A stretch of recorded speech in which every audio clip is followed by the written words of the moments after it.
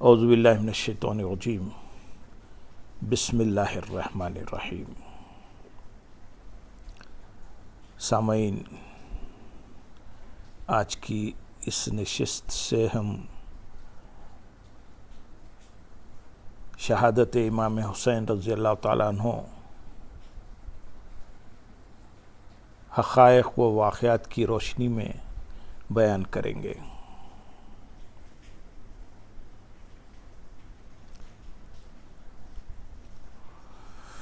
تاریخ اسلام میں بے شمار شہادتیں ہوئی اور ہر شہادت اپنی جگہ ایک نمایاں اہمیت، انفرادی قدر و منزلت اور مقام کی حامل ہے۔ ہر شہادت میں اسلام کی بقا، دوام، آقا علیہ السلام کے دین اور آپ صلی اللہ علیہ وسلم کی سنت مبارکہ کی حیات جاویداں کا راز پوشیدہ ہے۔ یہی وجہ ہے کہ تاریخ اسلام میں ہر شہادت اپنی جگہ اہم شمار کی جاتی ہے، لیکن شہادت امام حسین رضی اللہ تعالیٰ عنہ کا واقعہ کئی اعتبار سے دیگر تمام شہادتوں سے مختلف اور منفرد ہے۔ اس کی انفرادیت کی ایک وجہ یہ ہے کہ آپ خانواد رسول صلی اللہ علیہ وسلم کے چشم و چراغ تھے، اور ایسے چشم و چراغ کے جنہوں نے براہ راست حضور علیہ السلام کی گود میں پرورش پائی تھی، آپ کے مبارک کندھوں پر سواری کی تھی، آپ صلی اللہ علیہ وسلم کے لعاب دہن کو اپنی غذا بنایا تھا، اور جنہیں حضور نبی اکرم صلی اللہ علیہ وسلم کا بیٹا ہونے کا شرف حاصل تھا۔ اس لیے غربت، پردیس اور مظلومیت کی حالت میں یزیدیوں کے ہاتھوں شہادت باقی شہادتوں پر ایک نمایاں فوقیت اور برتری رکھتی ہے۔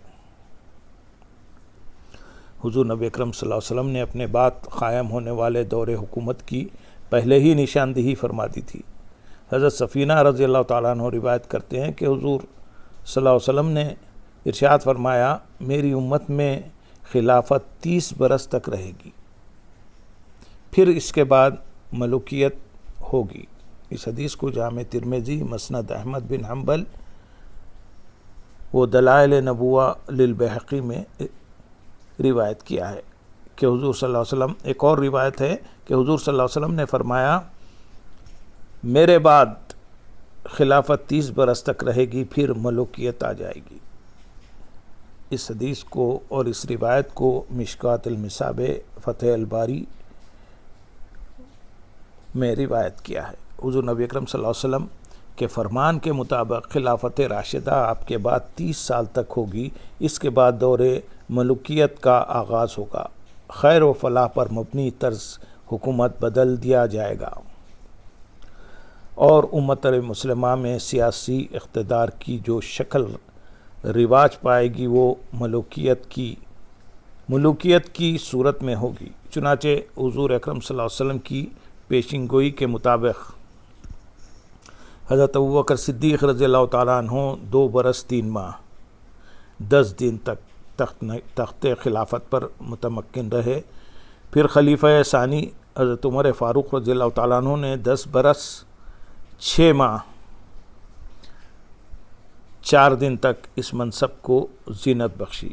پھر خلیفہ ثالث حضرت عثمان غنی ذو النورین رضی اللہ تعالیٰ عنہ کا دور آیا، اور آپ 11 برس 11 ماہ 28 دن تک خلیفہ رہے۔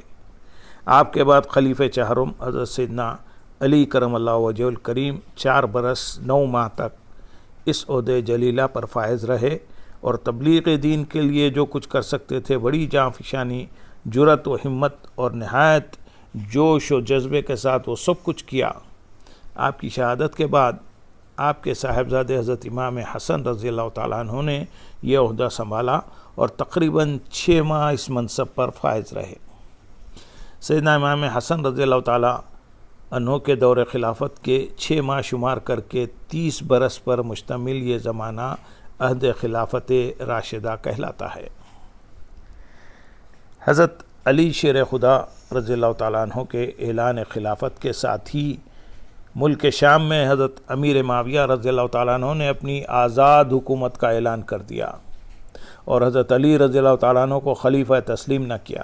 اس پر امت مسلمہ متفق رہی ہے کہ خلافت بہر طور سیدنا علی رضی اللہ تعالیٰ عنہ کا حق تھا اور آپ ہی خلیفہ برحق اور خلیفہ راشد تھے۔ امیر معاویہ رضی اللہ تعالیٰ عنہ کا یہ فیصلہ اور اقدام جمیع ائمہ اہل سنت کے ہاں اجتہادی خطا پر محمول کیا جاتا ہے۔ علامہ تفتازانی لکھتے ہیں، اہل حق کا اس بات پر اتفاق ہے کہ اس پورے معاملے میں حضرت علی رضی اللہ تعالیٰ عنہ درست تھے۔ امیر معاویہ رضی اللہ تعالیٰ عنہ کے جداگانہ اعلان حکومت کے بعد حضرت علی رضی اللہ تعالیٰ عنہ کے ساتھ ان کی کشمکش کا آغاز ہو گیا، جس کے نتیجے میں جنگ جمل اور جنگ صفین جیسی چھوٹے بڑے مارکے ہوئے۔ حضرت علی رضی اللہ تعالیٰ عنہ نے اپنے دور میں تخت خلافت مدینہ طیبہ سے منتقل کر کے کوفے میں قائم کر لیا تھا۔ اس کی وجہ یہ تھی کہ حضرت امیر معاویہ رضی اللہ تعالیٰ عنہ کا دار حکومت دمشق تھا، جو کہ مدینہ سے بہت دور اور لمبی مسافت پر تھا۔ اس قدر دور رہ کر پوری خلافت کے انتظام و انصرام میں دشواری ہوتی تھی، چنانچہ اس دشواری اور اس علاقے میں بپا ہونے والی مسلسل بغاوتوں پر قابو پانے کے پیش نظر آپ نے دارالحکومت کو کوفہ منتخب فرمایا۔ درا حال یہ کہ حجاز اور حرمین کے علاقے پرامن تھے۔ جب حضرت علی رضی اللہ تعالیٰ عنہ نے اپنی خلافت کا مرکز کوفہ قرار دیا تو وہ جو خود کو شیعان علی رضی اللہ تعالیٰ عنہ یعنی حضرت علی رضی اللہ تعالیٰ عنہ کا گرو کہلانے والے تھے، اطراف عالم سے سمٹ کر حضرت علی رضی اللہ تعالیٰ عنہ کے قرب کے خیال سے کوفے میں جمع ہونے لگے اور کثرت کے ساتھ انہوں نے کوفے میں سکونت اور رہائش اختیار کی۔ اس طرح کوفہ شیعان علی رضی اللہ تعالیٰ عنہ کا مرکز بن گیا۔ اس دور مناقشہ میں 4 جماعتیں وجود میں آئیں، جن میں ایک جماعت ایسی تھی جس نے کھل کر حضرت علی رضی اللہ تعالیٰ عنہ کی حمایت اور بنو امیہ و دیگر شخصیات کی مخالفت کا اعلان کر دیا۔ اس جماعت نے خود کو شیعان کی جماعت قرار دیا اور اسی سیاسی حمایت کی بنا پر آگے چل کر یہ جماعت شیعان علی رضی اللہ تعالیٰ عنہ قرار پائی۔ یاد رہے کہ شیعان علی رضی اللہ تعالیٰ عنہ کا نام جو اس وقت معروف ہوا، اس سے فقہی اور مذہبی نقطہ نظر سے وہ شیعہ مکتب فکر مراد نہیں تھا جو بعد میں باقاعدہ فقہ کی تدوین و تالیف کے بعد وجود میں آیا، بلکہ اس سے مراد حضرت علی رضی اللہ تعالیٰ عنہ اور حضرت امیر معاویہ رضی اللہ تعالیٰ عنہ کے درمیان اختلاف کے وقت حضرت علی رضی اللہ تعالیٰ عنہ کی خلافت کے سیاسی حمایت کے طور پر پیدا ہونے والا گروہ ہے۔ دوسرا طبقہ بنو امیہ کی حمایت پر وجود میں آیا۔ پہل یہی وہ گروہ آپس میں متصادم ہوئے۔ اسی دور میں ایک تیسرا طبقہ بھی وجود میں آیا جس نے حضرت علی رضی اللہ تعالیٰ عنہ اور حضرت امیر معاویہ رضی اللہ تعالیٰ عنہ دونوں کی مخالفت کی۔ اس طبقے نے ان دونوں ہستیوں کے خلاف ایک مسلح کشمکش کا آغاز کیا۔ یہ طبقہ خوارج کہلاتا ہے۔ یہ خارجی نماز، روزے اور زکوٰۃ کے پابند تھے، نوافل، تہجد، کثرت ذکر اور کثرت تلاوت جیسے اعمال بھی بجا لاتے تھے۔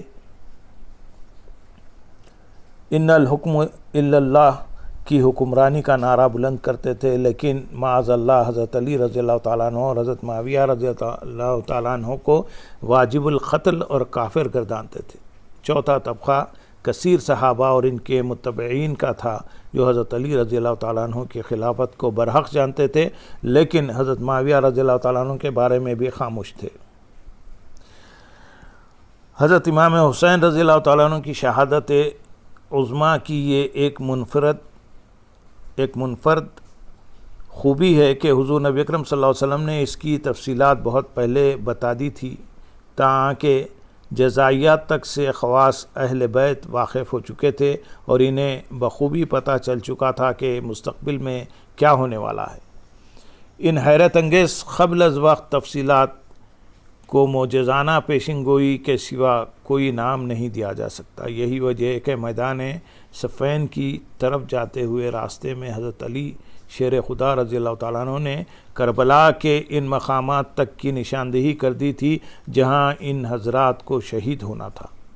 ان واقعات کا بمنظر غائر جائزہ لینے سے پتہ چلتا ہے کہ حضور نبی اکرم صلی اللہ علیہ وسلم نے دیگر تفصیلات کے ساتھ بعض خاص لوگوں کے ماں و وصال سے بھی آگاہ کر دیا تھا۔ وہ حتمی طور پر جانتے تھے کہ یہ افسوسناک سانحہ کب وقوع پذیر ہونے والا ہے۔ حضرت ابو ہریرہ رضی اللہ تعالیٰ عنہ بھی ان خاص لوگوں اور محرم راز دوستوں میں سے تھے جنہیں اچھی طرح علم تھا کہ سن 60 ہجری کے اختتام تک سیاسی و ملکی حالات مستحکم نہیں رہیں گے، بلکہ ان میں نمایاں تبدیلی آ جائے گی۔ حکومت کی باغ ڈور ایسے غیر صالح، اوباش اور نو عمر لوگوں کے ہاتھ میں آ جائے گی جن کے پیش نظر امانت الہیہ نہیں بلکہ طیش زندگی ہوگی۔ وہ اقتدار کو عیش و عشرت، شراب و کباب، بدمعاشی، آوارگی، بدکاری اور عوام پر ظلم و ستم ڈھانے کے لیے بے دریغ استعمال کریں گے۔ چنانچہ حضرت ابو ہریرہ رضی اللہ تعالیٰ عنہ اکثر یہ دعا کیا کرتے تھے جس کو فتح باری نے روایت کیا ہے۔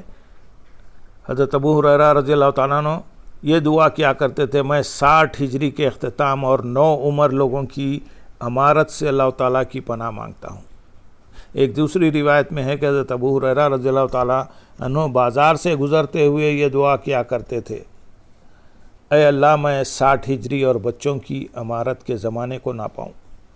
ان کا مدعا یہ تھا کہ ایک خوفناک دور شروع ہونے والا ہے جس میں اوباش لڑکے سلطنت و حکومت پر قابض ہوں گے، جس سے امت مسلمہ کو ناقابل تلافی نقصان ہوگا۔ ایسے اوباش لڑکوں کے بارے میں حضور صلی اللہ علیہ وسلم نے پہلے سے خبردار فرما دیا تھا۔ اس امت کی ہلاکت، آپ صلی اللہ علیہ وسلم نے ارشاد فرمایا تھا، اس امت کی ہلاکت قریش کے اوباش نوجوانوں کے ہاتھوں ہوگی۔ اس حدیث کو صحیح بخاری اور المستدرک المجمل صغیر طبرانی میں روایت کیا ہے، اور ایک روایت میں ہے میری امت کی ہلاکت قریش کے اوباش نوجوانوں کے ہاتھوں ہوگی۔ اس حدیث کو مسند الفردوس میں روایت کیا ہے، اور ایک روایت میں ہے بے شک میری امت میں جھگڑا و فساد بے وقوف اوباش نوجوانوں کے ہاتھوں برپا ہوگا۔ اس حدیث کو مسند احمد بن حنبل، صحیح ابن حبان اور تاریخ الکبیر میں روایت کیا ہے۔ ایک حدیث میں ارشاد ہے بے شک میری امت کی ہلاکت یا اس کا فساد قریش کے بے وقوف اور اوباش حکمرانوں کے ہاتھوں ہوگا۔ اس حدیث کو امام احمد بن حنبل میں روایت کیا ہے، مسند احمد بن حنبل میں روایت کیا ہے۔ حضرت ابو ہریرہ رضی اللہ تعالیٰ عنہ سے ایک اور روایت میں ہے کہ رسول اللہ صلی اللہ علیہ وسلم نے فرمایا، اہل عرب کے لیے اس شر کی وجہ سے تباہی و بربادی ہے جو سن 60 ہجری کے اختتام پر قریب آ چکی ہے۔ امانت کو، مال غنیمت اور صدقہ و زکوٰۃ کو تاوان خیال کیا جائے گا، اور گواہی شخصی جان پہچان کی بنا پر ہوگی اور فیصلہ ذاتی خواہش کی بنا پر ہوگا۔ حضرت ام سلمہ رضی اللہ تعالیٰ عنہ روایت کرتی ہیں کہ رسول اللہ صلی اللہ علیہ وسلم نے فرمایا، میرے جگر گوشے یعنی حضرت امام حسین بن علی رضی اللہ تعالیٰ عنہ کو سن 60 ہجری کے اختتام پر شہید کر دیا جائے گا۔ یہی روایت ان الفاظ کے ساتھ بھی مروی ہے۔ نبی کریم صلی اللہ علیہ وسلم نے ارشاد فرمایا، میرے جگر گوشہ یعنی حضرت حسین بن علی رضی اللہ تعالیٰ عنہ کو 60 ہجری کے اختتام پر شہید کر دیا جائے گا کہ جب ایک اوباش نوجوان ان پر چڑھائی کرے گا۔ حضور صلی اللہ علیہ وسلم کہ اس پیشین گوئی کے مطابق سن 60 ہجری میں قبیلہ قریش کی شاخ بنو میاں کا اوباش نوجوان یزید بن معاویہ تخت نشین ہوا، اور 61 ہجری کے ابتدائی 10 دنوں میں سانحہ کربلا پیش آیا، جس کا واضح مطلب یہ ہوا کہ حضور صلی اللہ علیہ وسلم نے یزید کی حکومت سے پناہ مانگنے کا حکم فرمایا تھا اور بتا دیا تھا کہ یہی وہ شخص ہوگا جو اہل بیت کے خون سے ہاتھ رنگے گا۔ چنانچہ حضور صلی اللہ علیہ وسلم کے حکم کی پیروی میں حضرت ابو ہریرہ رضی اللہ تعالیٰ عنہ یزید کی نوخیز اور لاؤبالی حکومت اور اس کے ظلم و ستم سے بھرپور دور سے پناہ مانگا کرتے تھے۔ چنانچہ آپ کی دعا قبول ہوئی اور آپ 1 سال پہلے ہی فوت ہو گئے۔ اللہم صلی علی سیدنا محمد وعلی آل سیدنا محمد وبارک وسلم۔ سامعین، اس کا تسلسل آئندہ کی نشست میں ہوگا۔ وآخر دعوانا الحمدللہ رب العالمین، سبحان ربک رب العزت عما یصفون والسلام علی المرسلین والحمدللہ رب العالمین۔ السلام علیکم ورحمۃ اللہ وبرکاتہ۔